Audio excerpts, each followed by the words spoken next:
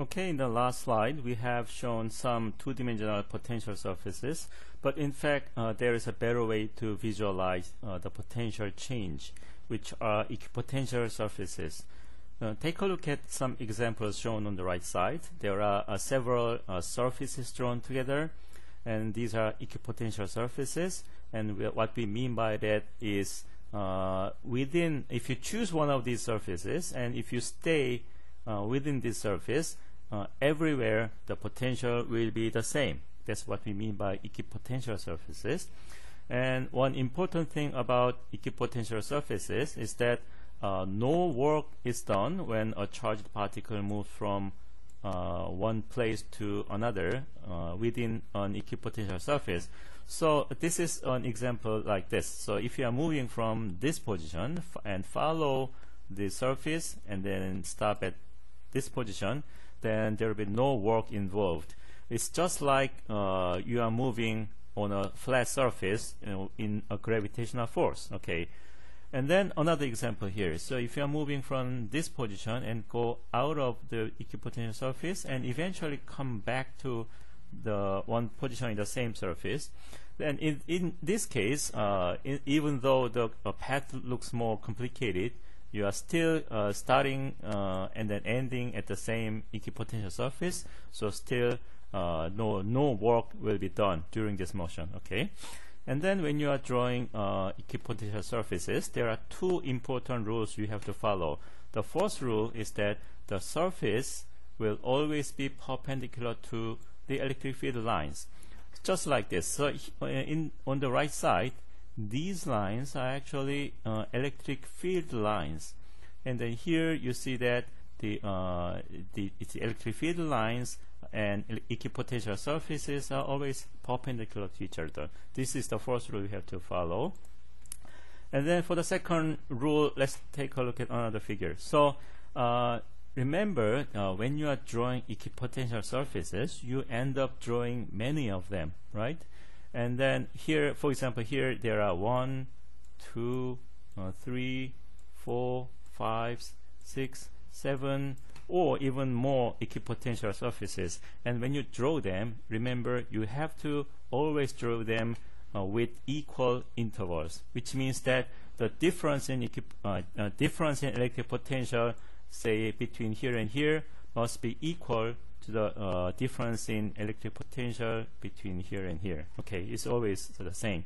And then see that the electric field is actually going from left to right. And so what does it mean?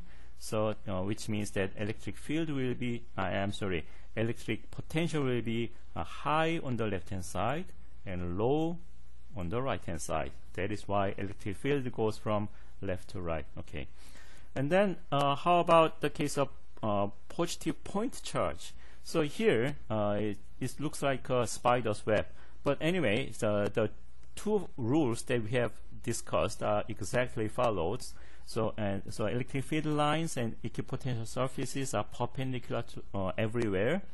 And then you see that in the middle, these equipotential surfaces are very densely populated, while it is very coarse far away, which means that now electric potential is changing rapidly near the point charge, but it's changing more slowly far away from the point charge. Okay, and then what if you have a negative point charge in the middle?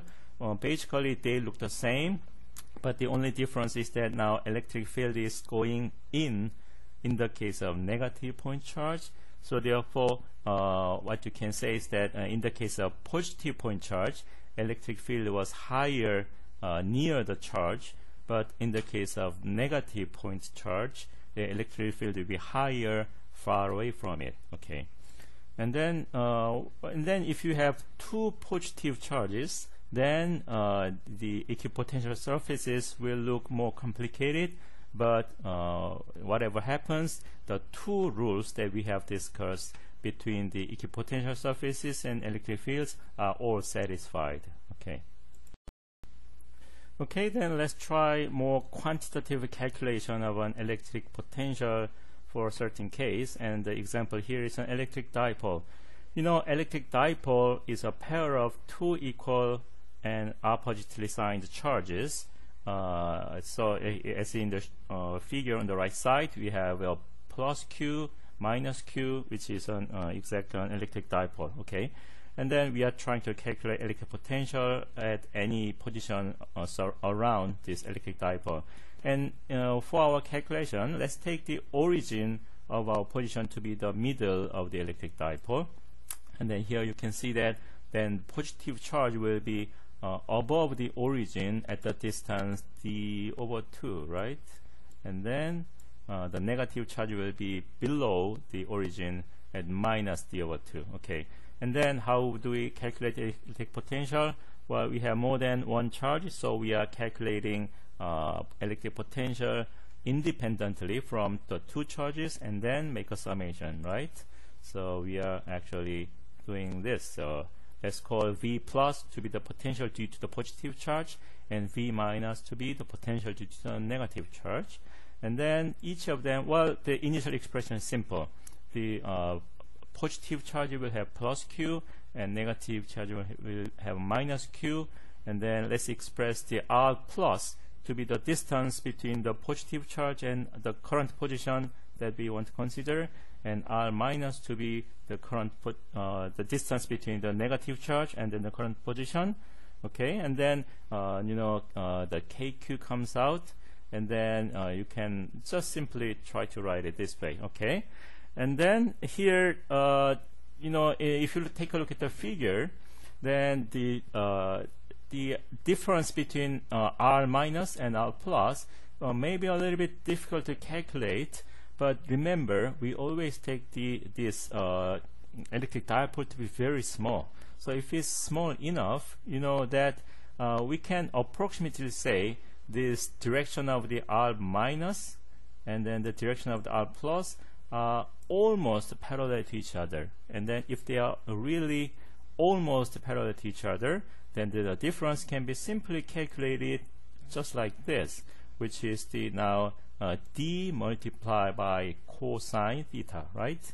Okay, this is not equal but approximately, because we are considering that R is very far away compared to the distance of d. Okay, and then again, if this d is much smaller than R, then you can say that R plus and R minus are in fact not very different from each other. It's almost close to each other, and also to the R, so which is the distance between the midpoint and then the current position. So therefore we can again approximately say that R plus multiplied by R minus is almost similar to R squared. Okay, and then if you have got this, then you can simply insert them into the above equation, and then finally summarize that the electric potential will be KQ multiplied by d cosine theta divided by R squared. And then remember, the QD was the definition of the electric dipole moment, which is P here. So you can see that now finally the electric potential was expressed as a function of distance from the middle of the electric potential, and then the angle with respect to the axis of the electric dipole. Okay, and then basically if you try to visualize them, it will look like this. Okay, well, we have just learned how to calculate the electric potential difference when the electric field is known, right? And then let's think about an opposite case. How can we calculate the electric field when the electric potential is known? Take a look at the figure on the right, and then suppose this positive test charge is moving between two equipotential surfaces from V to V plus dV. Then the small change in electric potential is dV. And then how do we get dV? Well, just take the equation above and then remove the integral, and then we will get this infinitesimally small change in electric potential, which is in fact minus E vector dot product by ds vector. Okay, and then this is a dot product, so therefore you can replace it with the cosine of the angle between these two vectors. which is shown as theta here. Okay, and then we can rewrite this equation by dividing each side by ds. Okay, and then what you get is that e cosine theta is now equal to minus dv divided by ds. Okay, and then what is e cosine theta? You know, the E is a size of this electric field, and if you multiply by the cosine theta, then what you get is the electric field component parallel to the displacement vector, right? So therefore we can, if we write this electric field component along S to be E sub S, then if we multiply by the unit vector S, then you get the component of the electric field along that particular direction. And then here, instead of using dvds, we are using a little bit different symbol, which we read as a partial d, and then this differential is called a partial differential. But well, don't be worried too much. This is actually mathematically the same differential that you have learned since high school, but the only thing you have to remember is that in this case we assume nothing is changing along the direction perpendicular to displacement. It is equivalent to saying that we consider all other variables to be constant.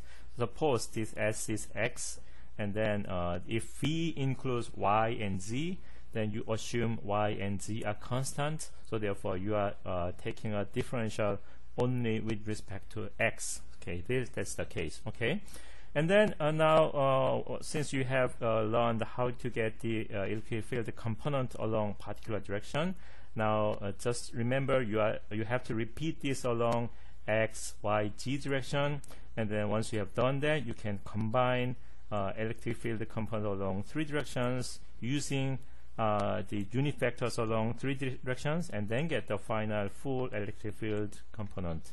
And then these things, remember, this is the electric field component, which is the partial differential of the electric potential along X, and then along Y, along Z. Calculate them independently, and then just combine using this formula. Okay. This is how you calculate the electric field when the electric potential V is known. Okay, and then let's also think about the electric potential of a charged isolated conductor. You know, conductors are important materials for electricity, so it will be very useful to think about their properties. Okay, we actually learned in the previous lecture that if an excess charge is placed on an isolated conductor, these charges will all move to the surface of the conductor and until the charges no longer move. Why? You know, inside conductor, the charges are very free to move. So whenever there is any Coulomb force, they will push each other away, and then the charges will try to move as far away as possible. So that is why they all collect on the surface. And then we also learned that in this situation, the electric field will become zero inside the conductor. It's a very important concept. Okay, so therefore if you express this electric field in and out of the conductor using graph, it will look like this. So inside the conductor, electric field is zero, and then outside the conductor, of course, it's not zero, it has some value, and then it will start to decrease as you move away from the conductor. Okay, and then how would you get the electric potential in this situation? Well, we already learned how to do it. What you do is that you integrate the electric field following the displacement, and then get the minus value here. Well, I want to talk about is this. Okay, outside the electric conductor, outside the conductor, you can get the electric potential exactly following this integration that we have learned. And then let's think about what happens inside the electrical conductor. You know, inside we still have to do the integration, and then already saw that the electric field is zero. Then if the electric field is zero, then its integration will also become zero. But then this integration is not the potential itself, but the difference in potential. So therefore, the difference in electric potential at the just inside the surface and then deep inside will be zero. The difference being zero means the potential itself will become constant. So there is another very important thing you have to remember, that electric potential becomes constant anywhere on the body of the conductor. It is actually physically equivalent to saying that the electric field will be zero anywhere inside the conductor. Okay, this is something you have to remember. And then there are some additional questions given here. The first question, what would happen if an isolated conductor is placed inside an electric field, which means that you already prepare an electric field and then try to put an isolated conductor inside. Then what will happen? Is the electric field still zero? Okay, we will discuss this in the classroom lecture. And then maybe another question here. Why is it that the birds sitting on a high voltage electric wire don't get electrocuted, right? So we always say it's very dangerous to touch the high voltage electric wire, but then the birds sitting on the wire, why do they don't get electrocuted? Okay, we will also discuss this question in the classroom lecture. Okay, so please think about it at home. Okay, finally, let me make a summary of the lecture.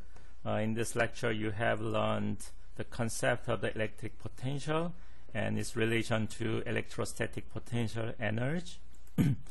And you have learned how to draw the equipotential surfaces, and also how to calculate the electric potential when the electric field is known, and finally how to calculate the electric field when the electric potential is known. Okay, so let's make sure that you remember all of these, and these are the various things we will study in the next online lecture, but we will meet in the classroom on this coming Saturday. I'm sorry, in this coming Thursday. Okay, see you then. Bye.